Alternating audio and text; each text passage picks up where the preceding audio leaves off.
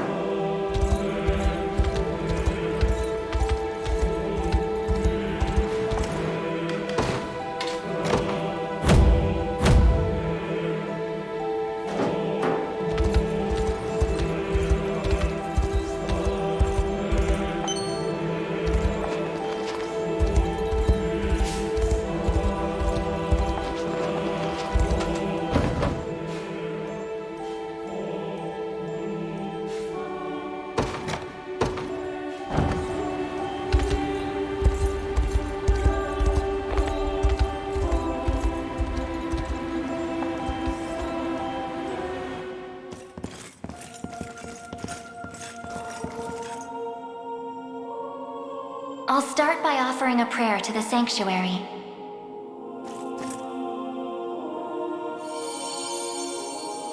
He who bears the ring of the unicorn, present its grandeur before me.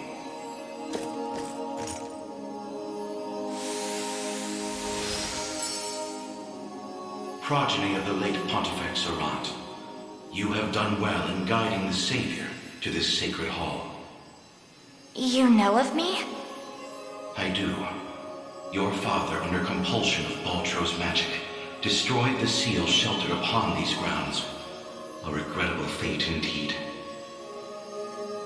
Excuse me the question, wise sage. Why is it that those of the pontifical lineage are able to break the sanctuary seals? 'Tis a tale even older than the orthodoxy itself. But that's over 800 years. Indeed. I speak of ancient Zenoiran and their sorcerer's quest for might beyond mortal bounds. A pursuit which brought them to Palavia and the holy power of the almighty Unicorn. Enraptured by its supreme brilliance, they began to experiment, using the citizens of Albion as their subjects. In time, those experiments birthed a new race entirely. The population you know as angels. That's not possible. Yet their only distinguishing feature were the wings on their backs, a mark of failure for the sorcerers who conceived them. The experiments continued unceasingly, but only one success emerged. A man capable of divine wonder. The first pontifex. Yes, and the gift he bore was the means to lay wandering souls to eternal rest. But how does that relate to the seals? The purpose of Fevrith's sanctuaries is twofold. The first is to soothe the vengeful spirits of old Zenoiran. The second is to accumulate an energy most sacred, the power of cleansing.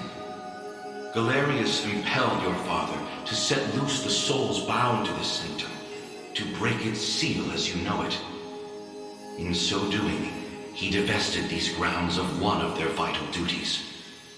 But the other, the power of cleansing housed within, still remains undefiled by wicked intent. My father must have foreseen the breaking of the seals all those years ago. Which explains why he asked you to one day guide me here. To impart the power of cleansing upon my ring, so that we may stop Galerius before it's too late.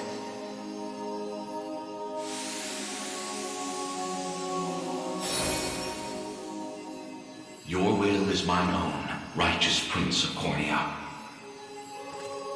The ring's gotten stronger, Alain. I can feel it. Ringbearer, the sanctuaries of Fevrith further seek your call.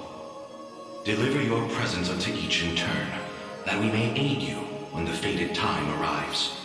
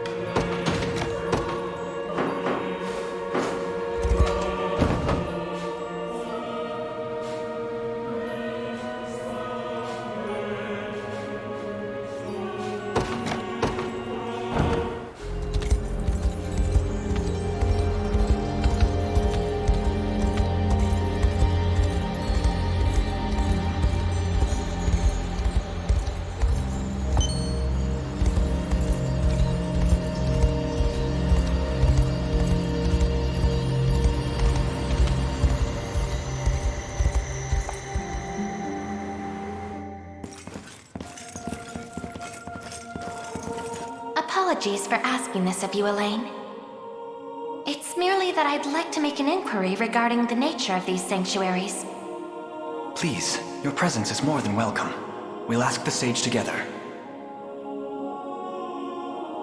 I'll start by offering a prayer to the sanctuary.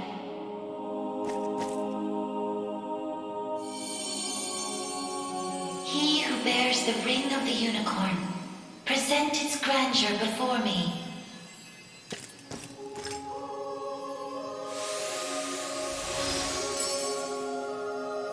Beside you stands the Tyrannos of Elheim. The ring of the unicorn would remain ever bound were it not for you. Or for your ancestors, who conveyed the rite of covenant through a great many generations. For that, you have my utmost gratitude. 'Tis a kindness I scarcely deserve, O wise sage. But if I may, I wish to ask a question of you. For what purpose were these sanctuaries constructed? To house errant, wandering souls, those of the fallen Zenoiran Empire. Yet that raises another question still. How is it that Zenoira met with ruin? 'Twas an act of hubris immeasurable. In search of the forbidden gift of immortality, their sorcerers made sacrifice of a divine being, the great and noble unicorn. Such vile disregard for the natural world. Indeed, and greed only drove them further from their own humanity. Amidst the slaughter, they sought to elicit the creature's purifying energy, and in so doing, break free of the shackles of mortality. Yet the cleansing fires of the unicorn glow impossibly bright, violent in their rejection of vice and villainy. For the wicked-hearted to harness such a power as their own would be a contradiction of its very purpose. 'Twas a miscalculation of the most fatal ilk. With the beast's dying embers, the fury of the unicorn struck Zenoira's people. Their skin burned, their flesh was rent from their bodies, and their souls were condemned to wander for the rest of eternity. How horrible. 'Twas the greatest irony, then, that the rite proved a success in the end. From the ashes of tragedy rose but one survivor. A single girl, capable of communion with the divine unicorn her countrymen had so cruelly defiled. Aside the Pontifex of Albion and the elven Tyrannos, she set forth to deliver peace to the restless souls of Zenoira's citizens. A venture which saw them construct 6 sanctuaries spread through every land of Fevrith. Upon its completion, she rallied those loyal to her cause and founded a new nation, Cornea, of which she would become the first queen. And with the spirits of her brethren pacified at last, she relinquished the power she had never once wished to receive. 'Twas then that it was severed in twain, each half laid into a sacred relic, symbolic of her tale. The ring of the unicorn. And that of the maiden. Then the reason this ring answers to me alone is the royal blood flowing through my veins. Quite so. Your heart is that of the unicorn, fated to commune with a maiden true and fair. A destiny which culminated in the rite of covenant and the subsequent unbinding of the ring's true form. Now, the power of cleansing housed within these grounds will prove a great boon in the battle ahead. You need only accept its grace.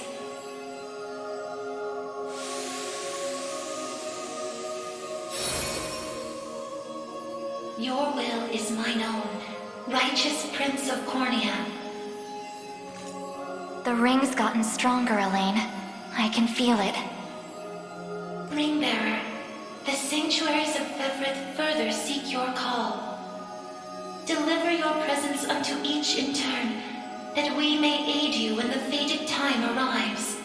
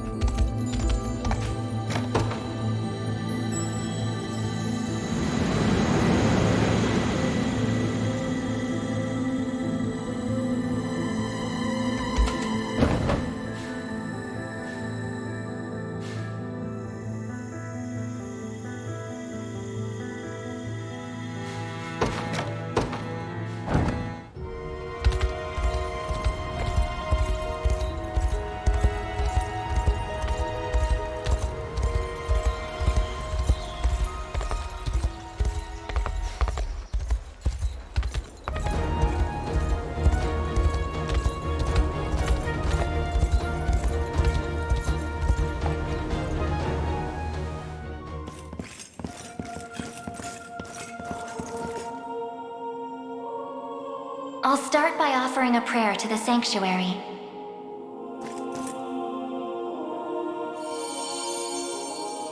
He who bears the ring of the unicorn, present its grandeur before me.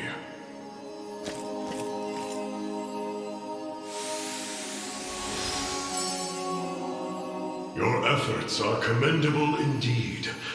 I shall grant you my might, that Galerius's ambitions may at last be foiled. If you'll allow me a question first. Galerius asserts himself Emperor of the fallen Zenoiran Empire, but I wonder, do his claims ring true? They do. He is a man dangerous beyond all reason or belief. In truth, Zenoira's people were not born on Fevrith soil, but hail from another continent, beyond the Great Seas. I didn't realize there were lands outside our own. Their populace enjoyed countless years of peace and prosperity, ushered in by magical advancements of the highest order. Yet, after a contested succession sparked civil war, the very magic which once enhanced their lives now stole them away instead. And by the day Galerius emerged victorious, Zenoira was naught but barren wastes, inhabited chiefly by the corpses of the damned. Faced with such cold conclusion, most would have considered him a king absent a kingdom. Yet Galerius would not be denied his reign. Mustering what few pitiful subjects remained in the realm of the living, he set off to seize a new shore as his own, Fevrith. Then the ancient Zenoira we're familiar with was actually an invading army from a far-off continent. The modest fiefdoms which dotted Fevrith could but thrash and flail beneath Galerius's insurmountable might. Only Elheim, shielded by the boughs of the divine Erhelda, was spared utter decimation. If that same conqueror now blights our lands as well, can we assume General Valmor was possessed by his soul? I don't believe we can. An energy so ineffably evil likely derives from something else entirely. How do you mean? Were he merely revived through the rite of channeling, slaying the host would banish his soul back to the frigid gates of the beyond. Yet, to judge by the monstrous aura surrounding him, I fear the task far too great for such crude methodology. No matter the truth of it, Galerius must be stopped. And the power of cleansing housed within these walls shall hearten that pursuit. 'Tis yours, should you but accept it.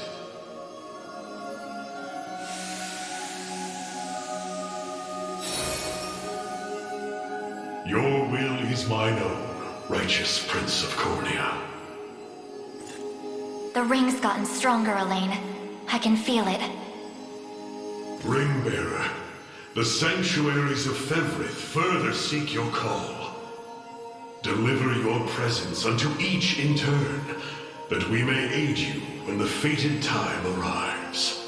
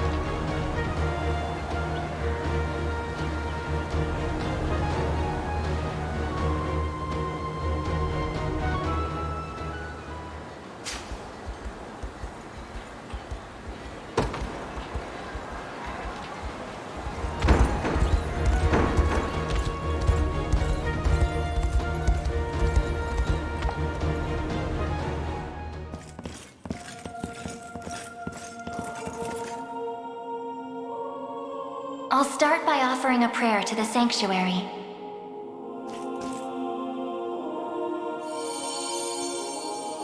He who bears the ring of the unicorn, present its grandeur before me.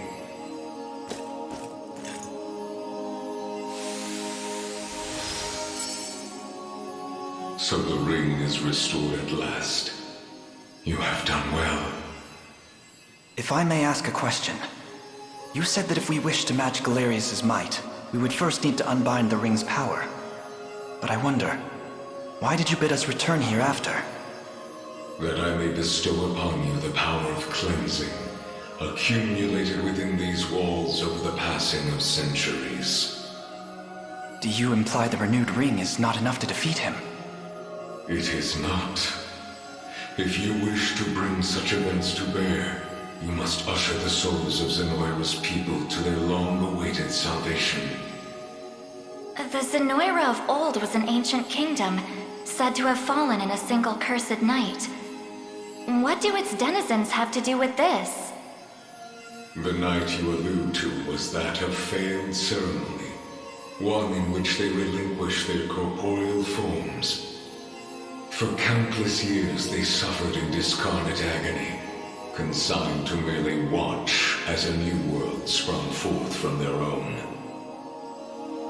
As you may expect, the weaker-hearted among them succumbed first to madness, then to an unyielding, rabid lust for evil.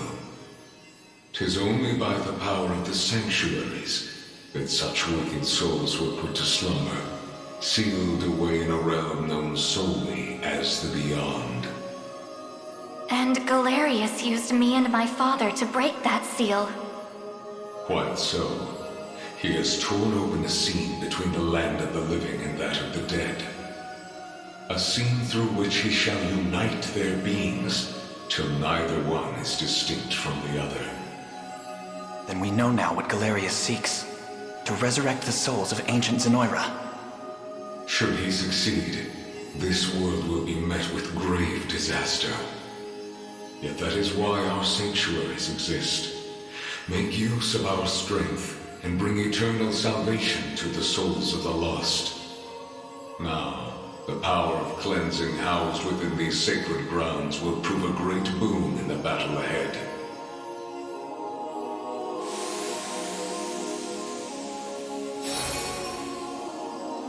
Your will is mine own, righteous Prince of Cornea. The ring's gotten stronger, Alain. I can feel it.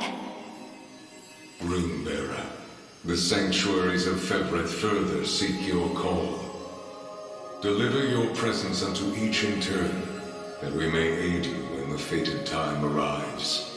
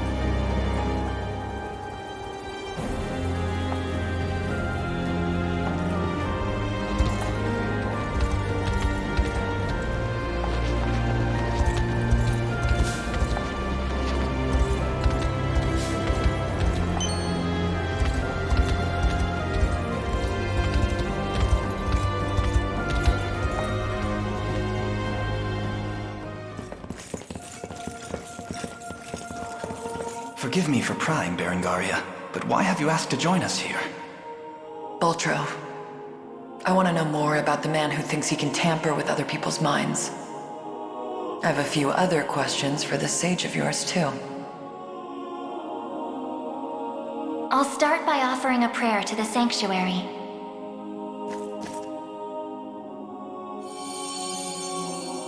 He who bears the ring of the unicorn, present its grandeur before me.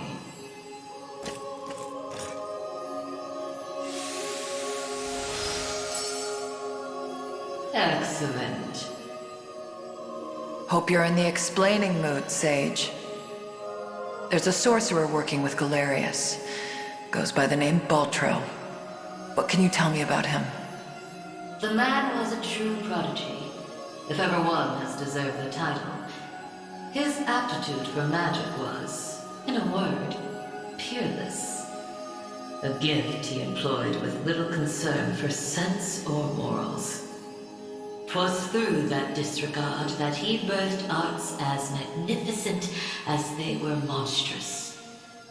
The rite of channeling chief among them. Is that how the devil still lives? By possessing the body of another? Baltro himself has no need of such trickery. While the lost souls of ancient Zenoira's people have long stood confined within the sacred grounds of the sanctuaries, Baltro has remained in the realm of the living, sustaining his twisted physical form for centuries upon end. The lone survivor of a fallen empire. But if those souls have been locked away, how exactly was he able to summon them?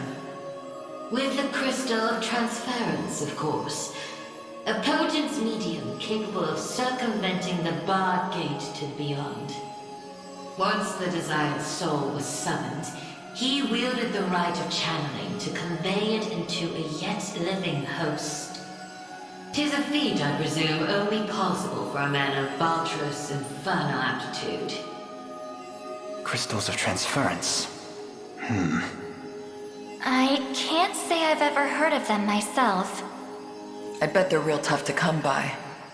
Otherwise, he'd have brought back the whole damn empire by now. You make a good point. I've got one more question for you, Sage. This armor I'm wearing, it's not the only set. There was another up in Albion recovered from the sanctuary when Zenoira first started knocking. Way I hear, it was the Pontifex who found it, gave it to a guy named Nigel not long after. So, I was wondering, this place have any old gear you're looking to part ways with? Alas, all armaments stored within these walls have long since been evacuated.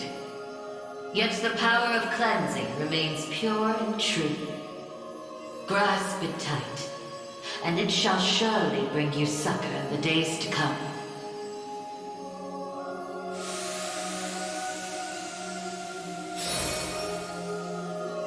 Your will is mine own, righteous Prince of Cornea. The ring's gotten stronger, Alain. I can feel it.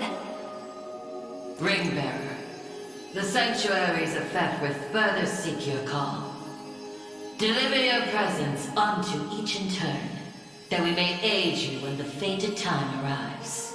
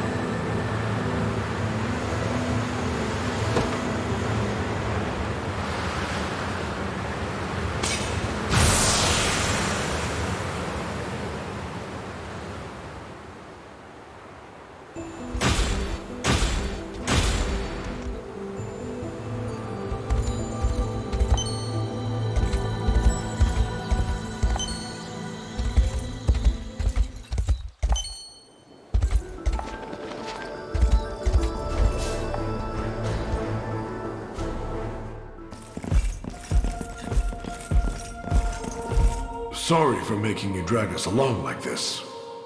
Please, there's nothing to apologize for. I take it you have a question to ask. We want to see if this sage knows anything about the blue. It's the only reason we even got in here, so... I'll start by offering a prayer to the sanctuary.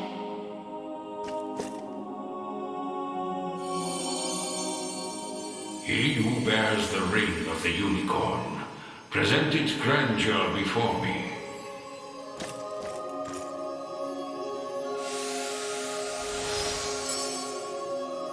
You've accomplished much, Ring-bearer. 'Tis no easy feat crossing a nation bound in the harshest of winters. I don't mean to interrupt, wise sage, but I was wondering if you could answer something for us.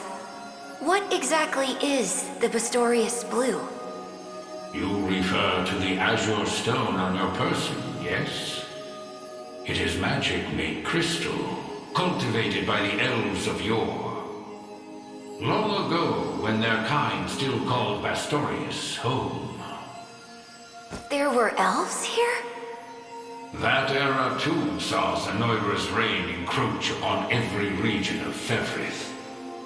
The elves to the south, secure behind Ervelda's veil, espoused neutrality and insulated themselves in the forests of Elheim. Yet those in Bastorius did not possess such luxury. Instead, they forged a powerful crystal capable of transforming their bodies into those of colossal beasts. Astrals. But they could turn themselves back, right? Such a technique did exist, yes. Though, unfortunately, it has long been lost to the passage of time. Should have guessed as much. Still, Zenoiran must have had some reason for wanting the stone so bad. Even though they didn't use their mind control to try and get it. I suspect you allude to the rite of channeling. As I understand it, bestral physiology is far too distinct to house a human soul, making the rite a futile venture. In its place, they likely sought the crystal for its similar mastery over the hearts of your race. All in the grand hopes of bridling the same strength they failed to overcome so many years prior. Some story this thing's got. Now, we lack the time for further conversation. Allow me to imbue your ring with the power of cleansing. Use it well, and bring an end to Galerius's cruel ambitions.